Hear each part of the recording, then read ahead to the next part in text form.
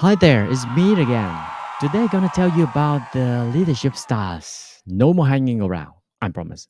Anyway, actually I would like to tell you about the difference between them. But because I have divided into couple of opposite leadership styles, so we have to dive deep in each of those duos. First, dynamic duo, autocratic leadership and democratic leadership. Autocratic leadership is like the big cheese who perch right on the top of the pyramid, barking orders like a drill sergeant on steroid. The crew, well, they're on a strict diet. Yes, sir. Yes, ma'am. Step out the line and you might just find yourself getting a one-way ticket out the door. Yep, we're talking pink slips and all that jazz. Now, this time I sound like a dictator, dreamland, and yeah, it can be extreme as a cat lady obsession with feline. But hold up, when the ship's navigating stormy water like a soap opera plotline, your sails are tanking faster than a leak balloon, sometimes you need no nonsense captain to steer that ship. I mean, your workplace is like a reality TV show gone by, and everyone's toasting idea around like confetti. And nobody got time for that when stakes are higher than giraffe's neck. That's Mr. and Missy Autocrat strut in, donning their leadership cape and say, listen up, y'all. We're gonna follow my playbook. And heads are gone wrong. So why with this dog may have more levels than a vintage wine collection, dictatorial, extreme, and maybe even a sprinkle of fascist vibes. In the heat of the moment, when the office is resembling a circus minus the popcorn, you bet your bottom dollar there's gotta be a leader made of steel. And that leader's gonna slap on that autocratic cape and whip the crew into shape, steering them out of the chaos like a true captain of the ship. Another picture is this. The sky is dark, the water are choppy, and there's chaos in the air. Maybe the sales number look like they've been hit with a hurricane. On the communication lines are as tangled as a box of holiday light post Christmas. In steps the autocratic leader. Let me tell you, there are no teddy bear picnic. This is like having a tough as nailed commander in chief who are afraid to lay down the law.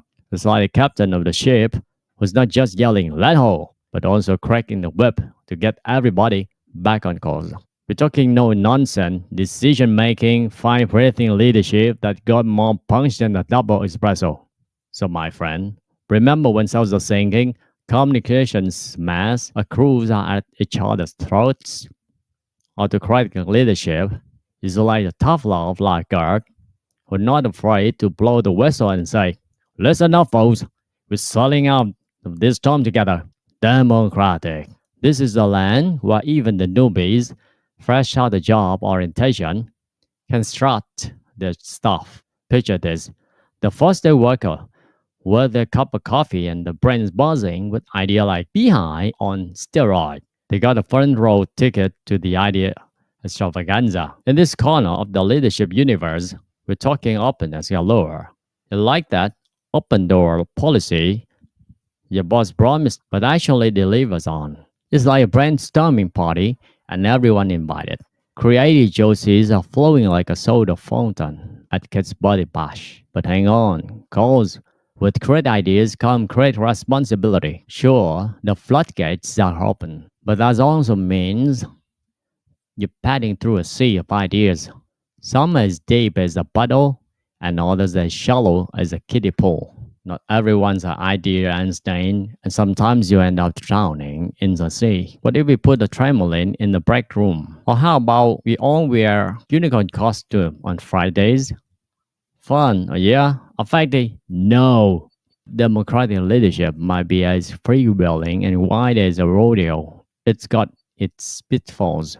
Trailing on those ideas, sitting through the jams and the duds can take up more time than a total negotiating bedtime. And let's be real, nobody wants to be bothered with a bunch of unicorn meetings when they're a real deal problem to tackle. But hey, don't let that rain on your democratic parade. Yeah, democracy. Ladies and gentlemen, gather around because we're about to dive into dynamic duo of leadership styles. bureaucratic leadership and transformation leadership. What's up? We got the one that rule heavy as traffic jam during rush hour. Every organization has a rule book thicker than New York sandwich. We're talking policies, procedures, regulations. It's like trying to navigate a maze made of red tape. Now, don't get me wrong, there's a reason for all these rules. They're like the backbone of the organization, holding everything together like a duct tape on an DIY project. But here's the kicker. There are more rules here than there are flavors at an ice cream parlor. You want to change something? Well, best of luck.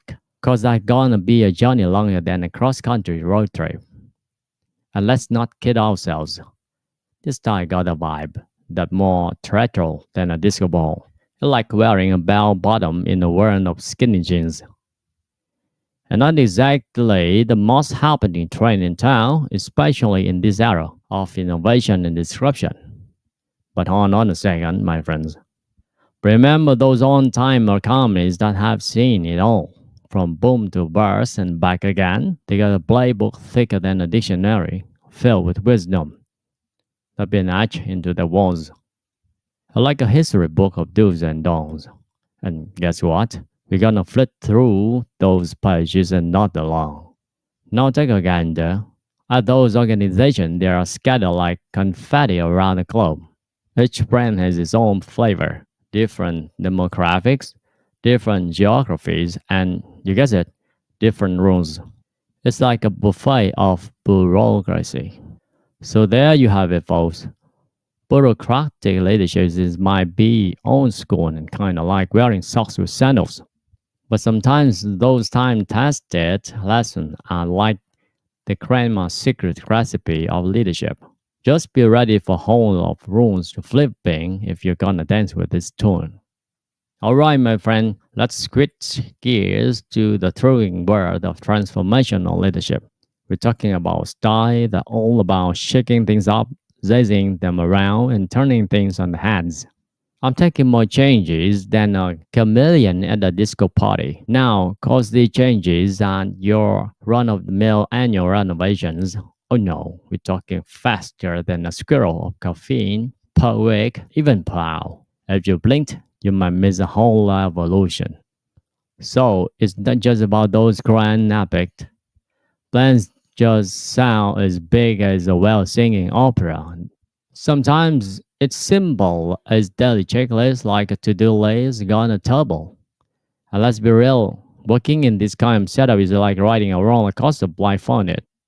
Picture yourself in a place where success feels like a spark day for your career. You're upgraded, you're shining, and you're the office rock star. But because if you don't quite hit those miles, you're like trying to swim against the current molasses. You end up more tired than the marathon runner who accidentally ran into marathons back to back. Yeah, it's like trying to sunset dance on a tightrope. Exhausting, and the balance feels as stable as a Jenga tower after a few rounds. So there you have it. Transformational leadership derive your career that's got more up and downs than a roller coaster designed for the mathematicians with the caffeine addiction. Buckle up, my friends, cause this ride aren't for the faint of heart. Ladies and gentlemen, gather around for the next act in our leadership sagas. We got a strategic leadership and transactional leadership stepping in the ring. First up, the grandmaster of leadership strategies. Imagine this, your workplace is your giant chessboard and everyone a chess piece. No pawn left behind. It's like a chess match where each move has been dissected, analyzed, and debated like it's conspiracy theory on the internet. Each piece, on this case, each department and division, has their own playbook. They got their schedules, plans, and processes tighter than a squirrel trip on a nut. You can just go moving pieces around willy-nilly. It's like trying to swap out the queen of the rook. Disaster waiting to happen. So you're thinking about shaking things up, honing your horses, partner. It's not a solo gig. You got to gather the posse, aka those divisions and departments. Round them up for the good in a powwow.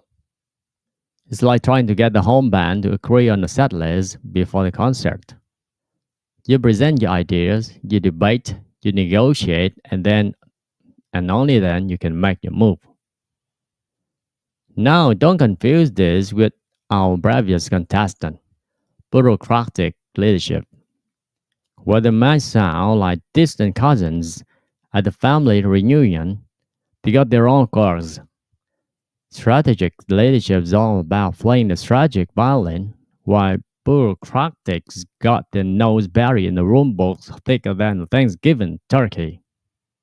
But hey, let's not forget the secret sauce, strategic thinking.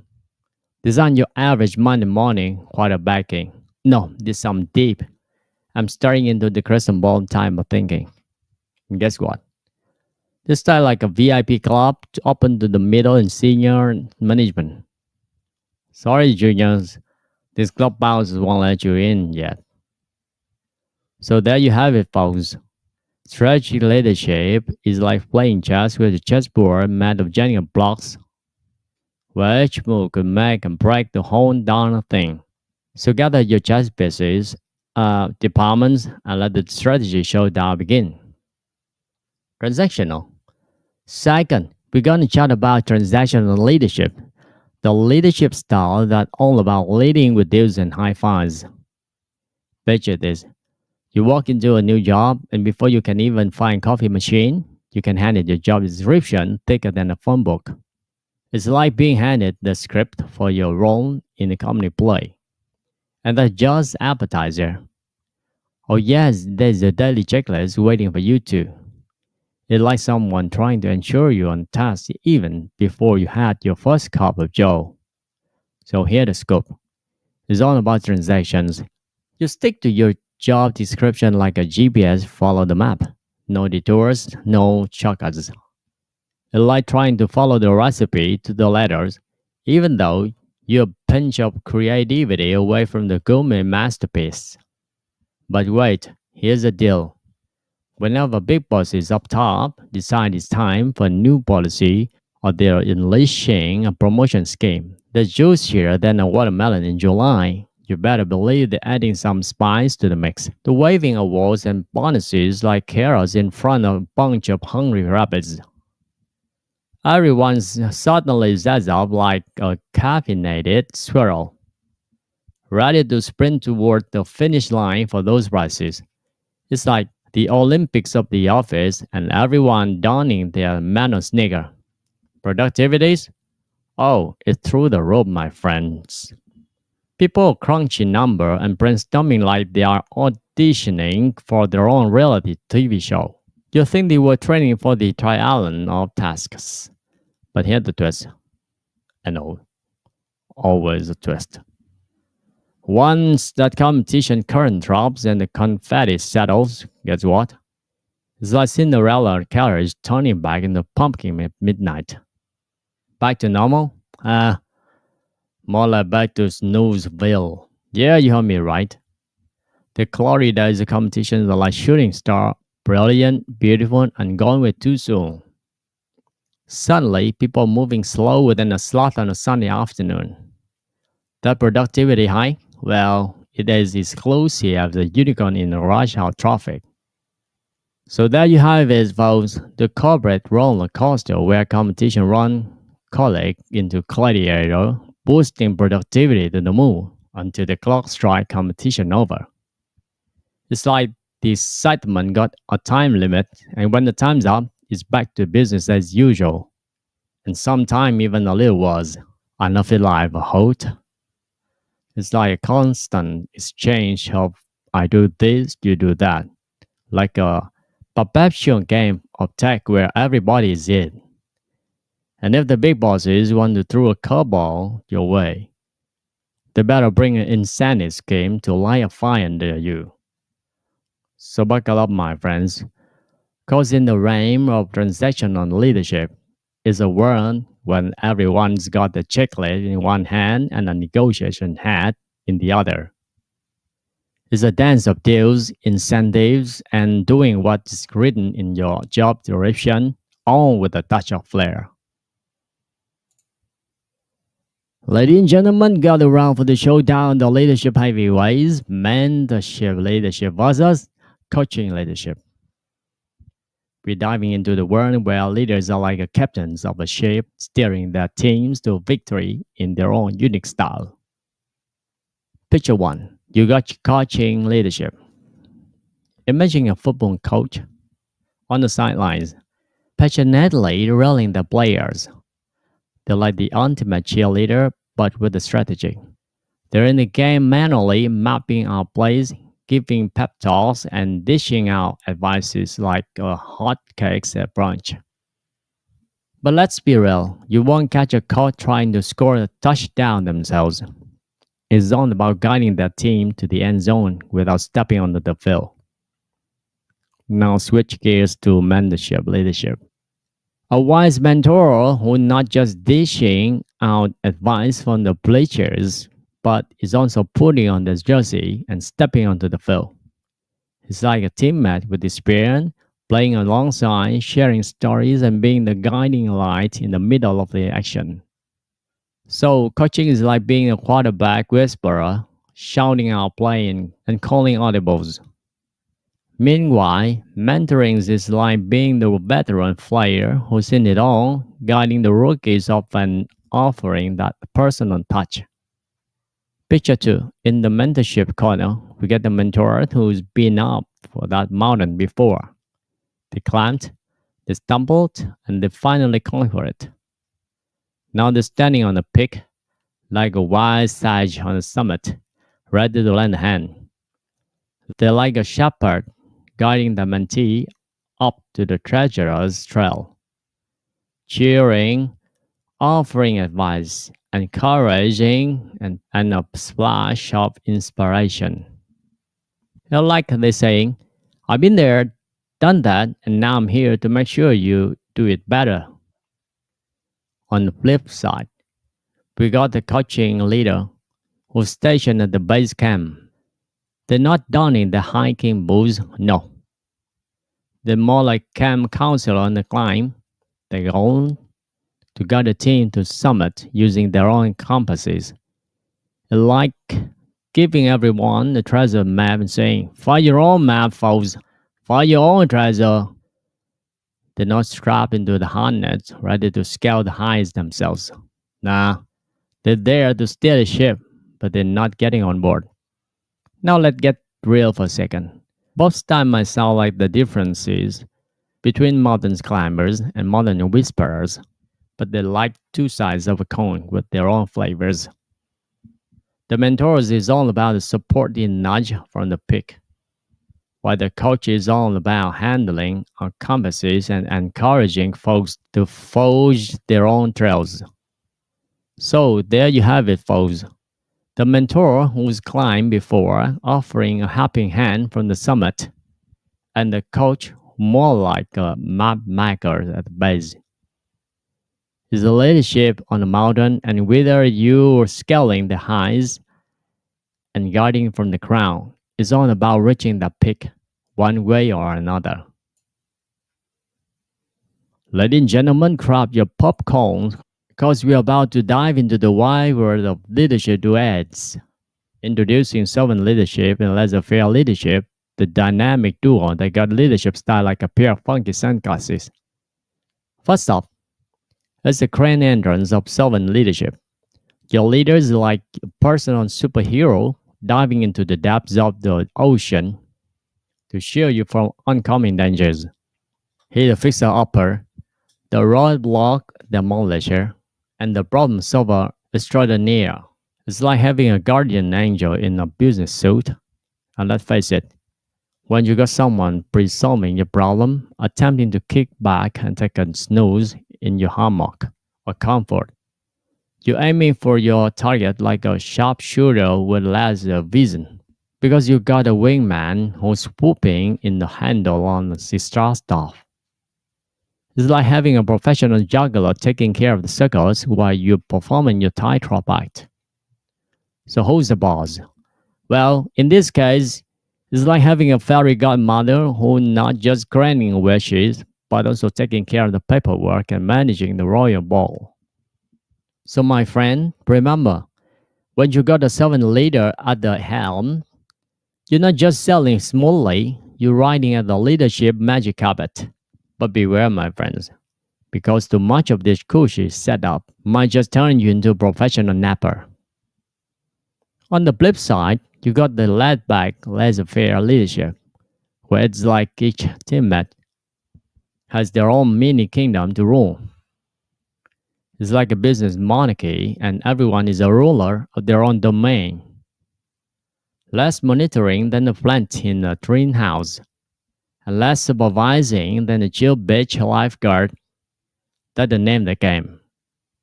You're given the keys to the kingdom, and it's like you're on a cruise to Comfortville. But here's the kicker, my friends. With great freedom comes great responsibility. In the laissez-faire arena, you're the star of your own show. But if the curtain falls and you didn't quite nail your performance, well, cue the dramatic music because the blame game's coming to town and you're in the spotlight. So there you have it. Servant leaderships are like having a leadership superhero, and laissez-faire leaderships are like being the ruler of your own professional castle. It's a leadership dance that either got you cozy in a hammock or juggling responsibilities under the crown. So choose your style, my fellow, and let the show go on. Good luck, buddy.